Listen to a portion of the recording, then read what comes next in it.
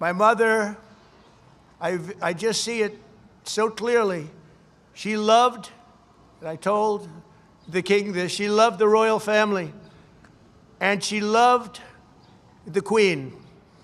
And anytime the queen was involved in a ceremony or anything, my mother would be glued to the television, and she'd say, "Look, Donald, look how beautiful that is." She really did love the family, but I also remember her saying very clearly, "Charles, look, young Charles, he's so cute." My mother. My mother had a crush on Charles. Can you believe it? Amazing how, I wonder what she's thinking right now. As King Charles visits the White House, has Trump's fascination with the British monarchy taken an unexpectedly unusual turn? Did the visit take an awkward turn as Trump's unusually personal praise for the king quickly went viral online? While calling Britain one of America's closest friends, did Trump suddenly pivot to a remark that caught everyone off guard? And when the US president revealed that his mother once had a crush on the monarch, did the moment leave even seasoned diplomats momentarily stunned? Thank you very much, everybody. What a beautiful British day this is. And it really is.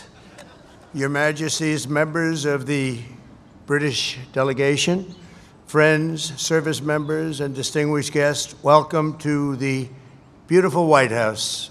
Great honor to have you. Melania and I will never forget the spectacular honor Your Majesties showed us during our extraordinary visit to Windsor Castle last September. Now it is our tremendous privilege to host you, and you're going to have a wonderful short stay, but stay nevertheless. Then you're going over to Congress, and you're going to make a speech that's going to make everybody very envious of that beautiful accent of yours. Very elegant. He's a very elegant man. Here in the shadows of monuments to George Washington, Thomas Jefferson, honoring the British King might seem an ironic beginning to our celebration of 250 years of American independence. But in fact, no tribute could be more appropriate. Long before Americans had a nation or a constitution, we first had a culture, a character, and a creed.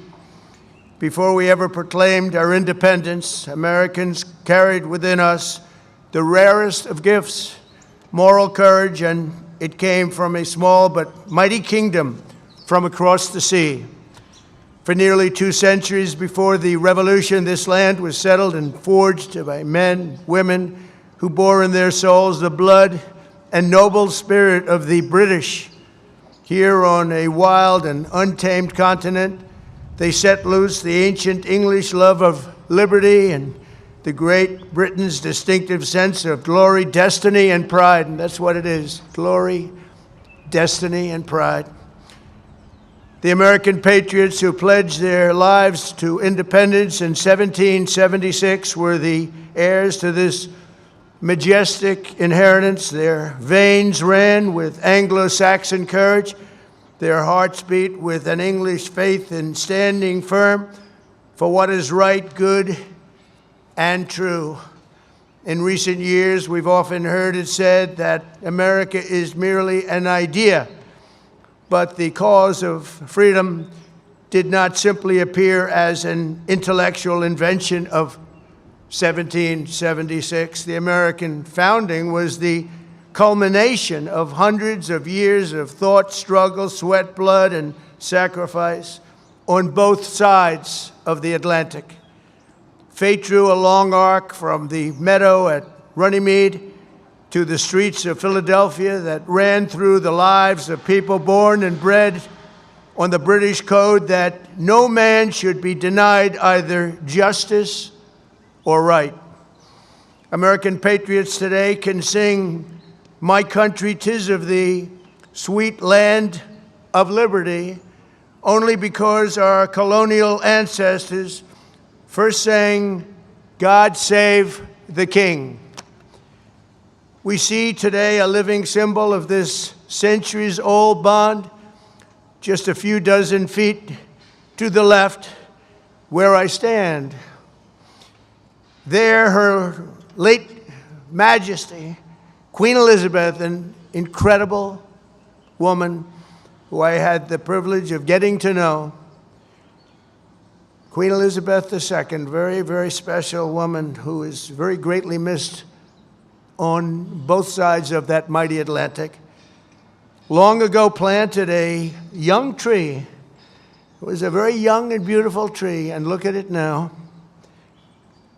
It's tripled in size and tripled in strength, very much as our nations have even more than tripled. Like our nation itself, it was laid with British hands but grew in American soil. Today it stands tall and proud, reaching ever higher. And this morning it reminds us that the mightiest of trees, like the greatest of nations, must be anchored by the strongest and deepest of roots. In the centuries since we won our independence, Americans have had no closer friends than the British. We share that same root.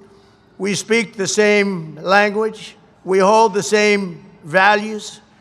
And together our warriors have defended the same extraordinary civilization under twin banners of red, white, and blue. My wonderful mother, Mary MacLeod, was born in Stornoway, Scotland, the Hebrides, and that's what they call very serious Scotland. There's no question about it. Some places they say, well, it wasn't really Scotland. The Hebrides, that's real serious Scotland. That's where they had their greatest of warriors, the greatest of warriors. She came to America at 19, met my incredible father. We loved him so much. We all loved him. We loved her. We loved him, Fred. And they were married for 63 years. And excuse me if you don't mind. That's a record we won't be able to match, darling. I'm sorry. Just not going to work out that way. We'll do well, but we're not going to do that well. 63 years. And my mother, I just see it so clearly. She loved, and I told the king this, she loved the royal family, and she loved the queen. And anytime the queen was involved in a ceremony or anything, my mother would be glued to the television, and she'd say, look, Donald, look how beautiful that is. She really did love the family, but I also remember her saying very clearly, Charles, look, young Charles, he's so cute. It's my mother. My mother had a crush on Charles. Can you believe it? Amazing how, I wonder what she's thinking right now. But beneath those beautiful flags, 8 decades ago, Prime Minister Winston Churchill and President Franklin Roosevelt famously met on a ship in the North Atlantic to outline a vision for the free world after World War II. That understanding of our nation's unique bond and role in history is the essence of our special relationship, and we hope it will always remain that way. The ship where the two great leaders met was called the Prince of Wales, the very title that His Majesty the King held longer than any other individual in British history, and he held it with great pride and respect. It's said that when Prime Minister Churchill first met this future king many decades ago, he was so impressed, he made the statement, he is so young to think so much and so well. And the bust of your great Prime Minister rests proudly again in the Oval Office. We're very proud to bring it back. We brought it back. Throughout His Majesty's life, the world has witnessed that same thoughtfulness which first struck Britain's greatest Prime Minister, His Majesty's intellect, passion, and devotion have been long, really a blessing to the British people, but not only to his own country, but to the cherished bond between the United States and the United Kingdom. And I am very certain that it will continue that way long into the future.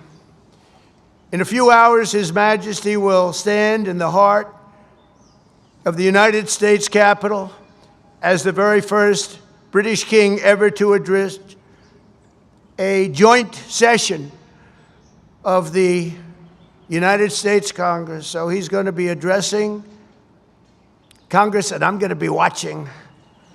I was thinking of going, but they said, I don't know, that might be a step too far. I would love to go.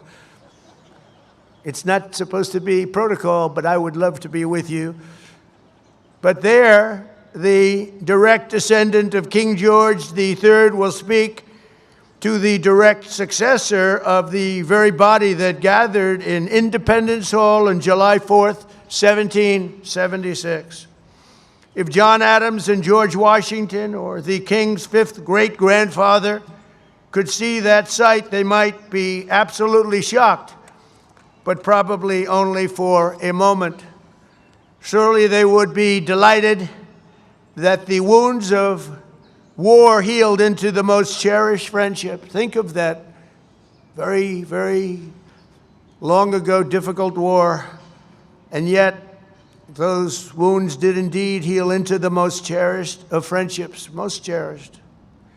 They would be moved beyond words to know that the soldiers who once called each other Redcoats and Yankees became the Tommies and the GIs who together saved the free world as brothers in arms and brothers in eternity, and nobody fought better together than us. If they could see us today, our ancestors would surely be filled with awe and pride that the Anglo-American Revolution in human freedom was never, ever extinguished, but carried forward across centuries, across oceans, and across history until it became a fire that lit the entire world. So today we look back on 250 years.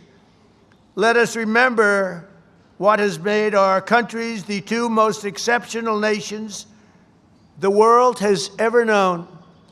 And together let us go forward with even stronger resolve to carry on our sacred devotion to liberty and to the traditions of excellence that have been our shared gift of all mankind. Your Majesties, thank you once again for making this important visit. We are so honored. May God forever bless the United Kingdom, Great Britain, and Northern Ireland, and may God bless the United States of America. Thank you very much, everybody. Thank you.